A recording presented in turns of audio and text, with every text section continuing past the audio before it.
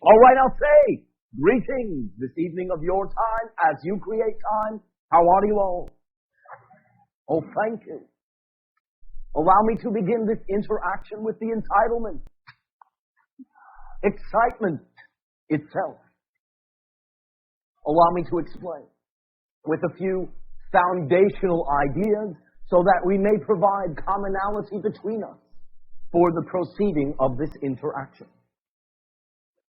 First of all, understand, foundationally, fundamentally speaking, you are all consciousness in your pristine state. What you call your soul, your higher self, your total self, the many different words and labels and definitions that you have for that is simply your consciousness itself. And you are part and parcel of the prime consciousness that you call God, that we call all that is. So therefore, consciousness is the primary frequency itself. And this is the stuff, so to speak, of which you are truly made. Your body and your physical reality, though it is an apparency that you exist within your body and physical reality, actually, technically speaking, exists within your consciousness, not the other way around. So therefore, perhaps you can say, for the purposes of reference and point of view, your body is at the center of the sphere of your consciousness itself. This particular understanding again lays down a foundation and also lays down the extent to which you actually create your own reality. For again, by extension, you are not even truly within a reality. The reality is within you. It is not that dissimilar from what you call waking up in the morning from your quote-unquote sleeping dream, which we call dream reality, sleeping dream reality. When you are within your sleeping dream, you are engaged. Your senses are experienced. You feel, you see, you hear, you touch, you smell, you taste. It is real while you are there. And no one, while you are dreaming, except perhaps an incongruity with this physical reality, can convince you otherwise. Yet when you wake up, you come to the realization, well, I guess that reality was actually within me. And this is a direct analogy to how your higher self or oversoul dreams your physical self into reality. Literally.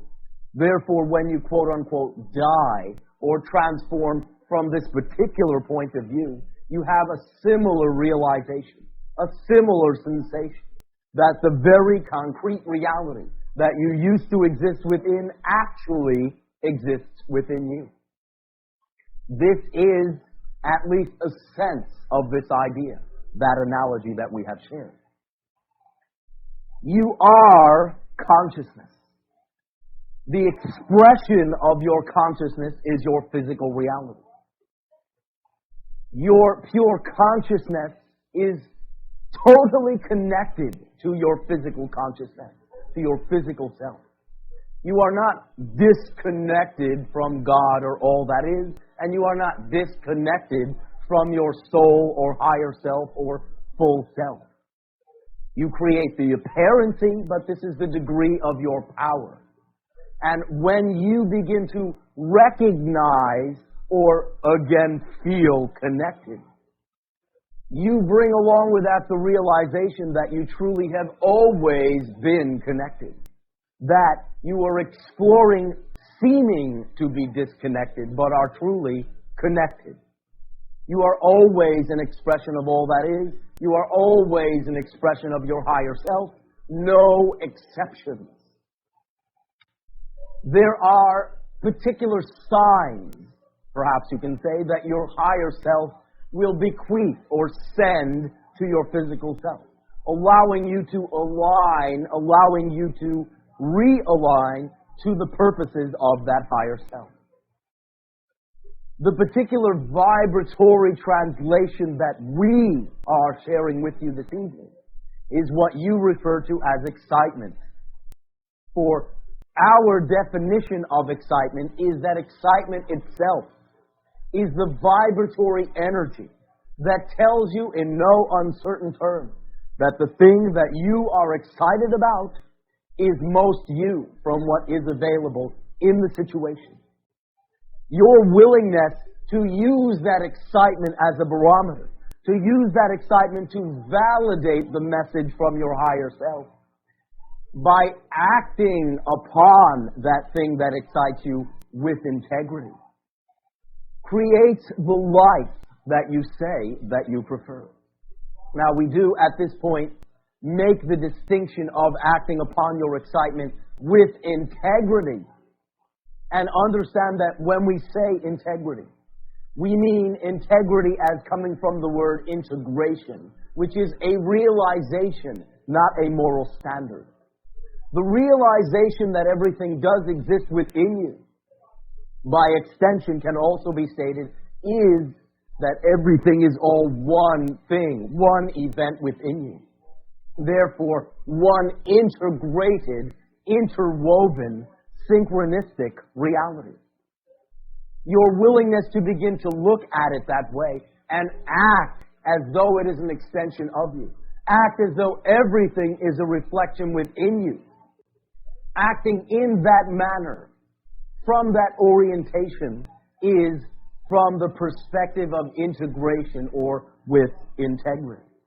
So when you are looking at the things that excite you, truly understand that you have all the power you need to create anything that you desire or are excited about without harming yourself or someone else.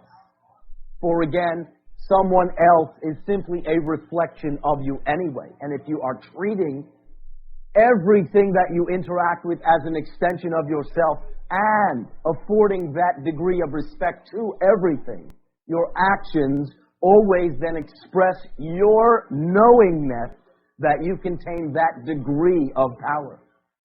Perhaps there is the apparency that stepping over the heads of others to get what you want is a powerful expression. But it is truly, from our perspective and understanding, the expression of helplessness, powerlessness, not believing that you actually have enough power to do it without harming someone else. One person winning at the expense of another is simply one truth, one reality. It is not the only truth or the only reality. And what you commonly refer to as win-win situations are another truth, another reality. So therefore, you have that degree of power to create your own reality if you begin to be crafty enough at this point, having perhaps different habits, to begin to remind yourself of this. And in that sense, align yourself with the intention to act in this way, with the intention to express that power without it being at the cost of yourself, self-denial, or at the cost of someone else, denial of other reflections of yourself. So therefore, this is the degree of your power. And therefore, in aligning with that power, in aligning with your purpose in life, your excitement is a never-ending and constant indication of your purpose, from moment to moment to moment. There is the distinction of the thing that you are most excited about as perhaps being one of the main purposes in your life. But also do we speak in each and every given moment, there are always a series of choices that are available, immediately accessible. And using your excitement to that degree in the moment from what is available, choosing from those choices with your excitement as the criteria that you will not settle for less than, and then acting upon that option in whatever way you can within your full integrity, creates new effects in your life. Because you are acting from an excited perspective And with integrity, the result can only be an exciting result. And the result can only be a result that is within integrity, therefore not harming you or anyone else. Now, you already live by placing trust in whatever your criteria or barometer is at this point. So in a sense, you already do this. But in general, rather than doing so utilizing your excitement, which is uniquely your own vibration, most often, due to societal tendencies and the spoon feeding as you are growing up of societal belief systems, you will align yourself rather than to the excitement, to the idea, which perhaps we will call everyone knows you should do this or that.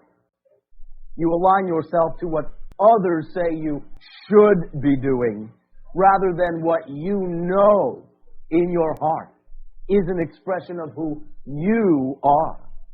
You are not being someone else. You are interacting with the reflection you call someone else, but are choosing to be the point of view that you are. And therefore, only you can truly know what is, in that sense, exciting and within integrity for you.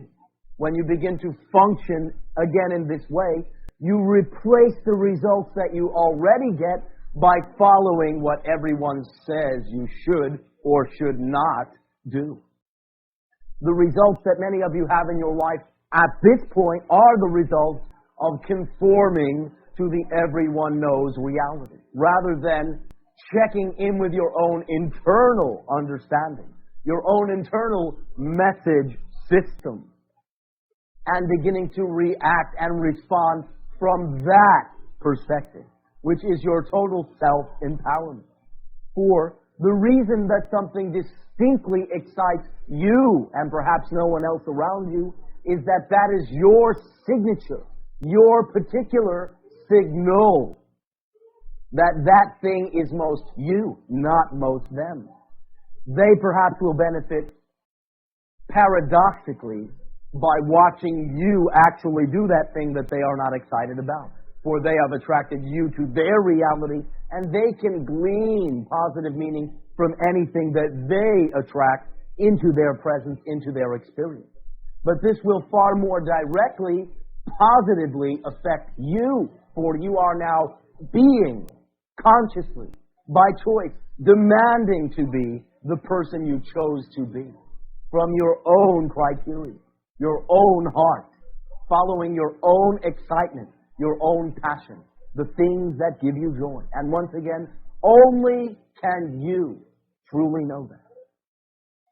Therefore, we introduce to you the idea of factoring into what you generally refer to as your spiritual growth, your excitement. And we do so as a gift. For in general, many of the spiritual orientations upon your planet are strongly steeped in denial of the physical self, as though the only way that one could express spirituality is to deny the results of the very choices that you have made to be in this life, to create this life. Understand, though, that you have chosen to create this life. Make no bones about that. And therefore, you have chosen to experience or express your spirituality through the physicality of this life. Qualitatively speaking, there is nothing fundamentally any less spiritual about physicalness, about physical reality. It is actually an expression of spirituality, an aspect, a facet of spirituality.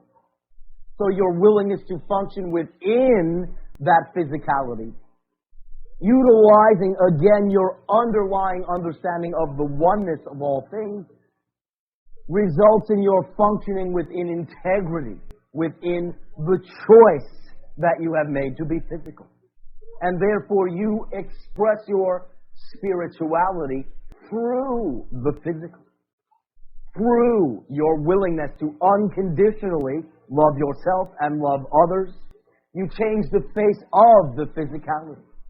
Functioning from excitement creates results with integrity creates results with integrity that there is no reason to deny or turn from. They are the joyful expression of your spirituality. There are many truths and many ways, and there is truly not any one way to realize your spirituality. The ideologies upon your planet of denial are, in a sense, one way to go about it. And we are not denigrating or chastising or berating that approach.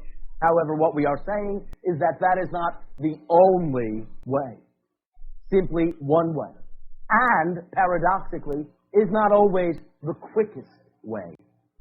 Paradoxically, utilizing your physicality through your integrity is truly a more accelerated methodology to begin to express spiritual aspects, again in the form of unconditional love of self and others, through this life, through the choice of this physical life. Then you are truly getting down to the business of what you have, shall we say, created this reality to experience. And paradoxically, very often, will then begin to expand, so to speak, into the next phase of your reality. For now you are at the precipice of what we will sometimes refer to as third density reality, which is physical existence in three dimensions, so to speak, although there is the fourth dimension of time. In a physical way, exploring certain limitations in belief to experience yourself as actually seeming as separate. Separate from everything else and separate from all that is. But the next phase of physicality, where you still remain physical, we will refer to as fourth density. And in that, you are less dense. You are more expanded, though still physical. That physical exploration, however, begins to take into account your creatorhood with all the stoppers pulled out, with no limitation. You begin to experience limitlessness in as far as that is possible within physical reality. As a society, you are on the precipice of third, and perhaps you can say you are third transitional fourth density beings. This is a very exciting time upon your planet, for this is the transformation from that third density to that fourth density. And this is not about to begin next month or next year or in a few days, but has already begun. And this is one of the reasons that we are even able to communicate with you at this time. For prior to this, simply there would not have been enough commonality for much sense to have been made from many of the things that we share. Your society was not willing to look at many of these ideas as being possible. But now that you are in full swing within your transformational age, enough individuals have considered these possibilities to make a difference in what you would call your overall mass consciousness, the combined consciousness in your planet, to create enough of a momentum for different aspects of consciousness that you generally perceive to be more alien than your day-to-day consciousness to begin to communicate with you in many different forms. That is why you are now seeing the bubbling up of these many different directions of thinking and many different gifts and offerings of ways that you can choose from, choose to be. I once again remind you that no way is discreetly unto itself the only way, not even what we are sharing. And simply it is a way that has worked for us, and that as we have interacted with members of your society, have given us the feedback that it does in fact work for them, and quite simply, and with excitement, which is, perhaps you can say, a nice touch. You can in that way be miserable and suffer your way to higher consciousness, or you can begin to have a good time, laugh, and enjoy your way to higher consciousness. This is the alternative that we offer, for again, it has worked for our society. And not because it is us, or that we in any way, shape, or form are any better qualitatively than you. We are not. We are simply more expanded. But because the timing beckons to us. The readiness, the willingness, the searching from your society has found us and allows us to interact with you in a more blatant way, though it is not quite the timing to interact face-to-face physically. This is something that will be possible, shall we say, within the next 5 to 10, perhaps 15 of your years, depending upon, again, the mass choices, the mass consciousness. This is a very exciting time upon your planet. It has been, quote-unquote, predicted in many different forms, in many different ways, over many different eras of your history. In the time that those predictions were rendered, society was so structured that there was a sensing of the great change itself.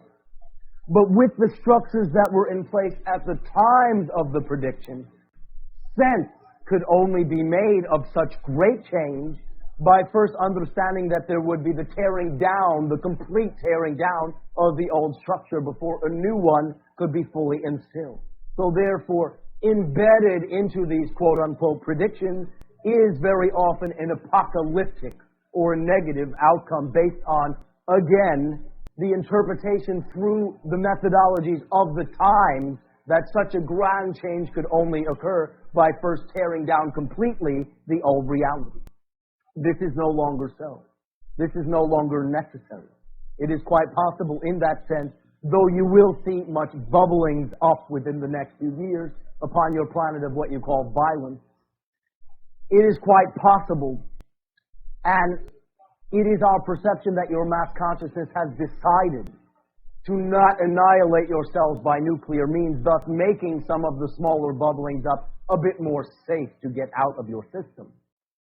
But it is not our perception that you will experience and perceive the transformation in negative terms unless you carry around the fear that you will. For fear is the same as saying that something that you do not prefer, the thing that you fear, is most likely. So if you blindly simply continue to fear, you are actually attracting the very thing you say you don't prefer by stating that you actually believe it to be most likely. If you use that fear, if you understand that fear as any emotion simply is the window to a belief that emotions do not exist within a vacuum and that all emotions are the result of a belief, and begin to ask yourself, what must I believe to be fearing such an outcome? You will begin to let yourself in, admit to yourself beliefs that you may still hold, which no longer serve you. And your experience will depend upon your beliefs, for they are the foundation of your actions, and your actions create your reality. So therefore, if you believe in a negative outcome, you will in general perform actions that will attract you to the highest degree of likelihood of experiencing a negative outcome. If you acknowledge that you believe this, acknowledgement is the first key to changing a belief. And in fact, you cannot change one until you first acknowledge it. So by allowing an emotion to deliver a belief, you can create the joyous appreciation for now that you acknowledge that perhaps very limiting, unpreferred belief. Only then can you change it. And you change it in a way quite similar to how you, shall we say, perpetuated the old belief to begin with. You simply, after acknowledging the old belief, I believe in a negative outcome, acknowledge the new belief, I believe in a positive outcome. And compare in your mind's eye how one who believes in a negative outcome, or how you, up to this point, having believed in a negative outcome, act because of that belief. You will see a pattern to your actions that actually allow you to use your actions as a window to tell you what you believe. You always act according to what you state you believe. So therefore, in stating the new preferred belief, I believe in a positive outcome, and using your imagination to furnish how a person would act who believes that, you will see a different set of actions come forth in your imagination. And they will then be available for you to choose as your actions. Should you choose the actions reflective of the positive belief that I expect a positive outcome, then you create the momentum of events leading to that positive outcome. And you create a vibration that attracts to you the positive outcome, even under the same exact set of circumstances. Two individuals can literally be standing next to each other, one embodying the negative expectation or expectancy, one embodying the positive, and a roof can fall on one and the other will sit there scratching their head, still being aware of the negativity, but not experiencing it to any degree. And this brings us to a final point. Understand the distinction between exploring something mentally and experiencing. For you can literally explore any idea. Though you have the saying that thoughts are things, they are not directly things. In between the thoughts and the manifestation are the actions. And if those actions are not performed, you will not manifest the things from that particular belief. Therefore, it is safe to look at any belief within you, even ones that are disturbing. For if you are not acting according to those beliefs, the mere thinking of them has no effect. This gives you the license to begin to freely view and review the things that you believe, understanding that they cannot destroy you. And in fact, perhaps keeping them in place through denial, rather than acknowledging and transforming them, actually gives them more power to seemingly have a negative outcome. So explore away. Feel free to explore the many ideas within you, but simply cease to act until you have made a conscious choice of what you wish to believe, and again, through your imagination, extrapolated how one with the new preferred belief would act. This factors in very strongly with what we have referred to as your excitement. For in each and every given moment, if you truly express that you believe in yourself, and you believe that you deserve to create a positive life, then your excitement in each moment is the ultimate reflection, the ultimate barometer of the most positive possible outcome according to your purpose in life. So, as this conversation did begin with excitement, I will now, as a neat bookend, in that sense, close it with excitement. Again, reminding you that your reality is up to you. You do create, however, in two ways. One way is consciously, through the way that you know that you create, but the other way is unconsciously. And what this simply means is the result of the beliefs that you have either bought into, not understanding that you had any other choice, or beliefs that you bought into not altogether on the conscious level. As you begin to allow your emotions to deliver beliefs to you, you empty that closet, which is not bottomless, it is quite finite. As you have a negative emotion and deny it, back into the closet does that belief go. As you have a negative emotion and acknowledge it, you then give yourself the power to again assert the new belief, compare the actions of the old and new belief, and consciously perform the actions according to the new belief, thereby transforming. Very simple. Very simple. This is already how you create your reality. Again, what is unconscious or what is not immediately obvious will come up once you make the decision that you wish to begin to transform your beliefs according to preference. And in general, the most powerful negative limiting beliefs will be revealed unto you by the most powerful negative limiting emotions.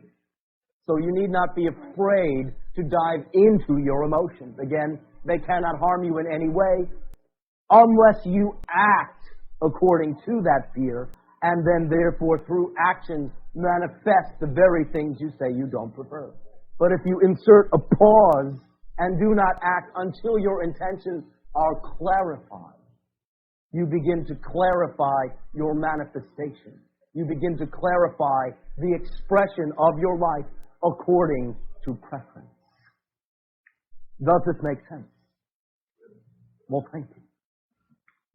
Therefore, allow me to proceed to the exchange, the interchange. For though you will, in general, perceive that you will, in interacting with us, receive great gifts, understand that from our perspective, we receive great gifts as well. For though we are expanded, and though we choose in that sense not to express limitation at this time, we do not know everything. And therefore, we too learn, expand, and grow.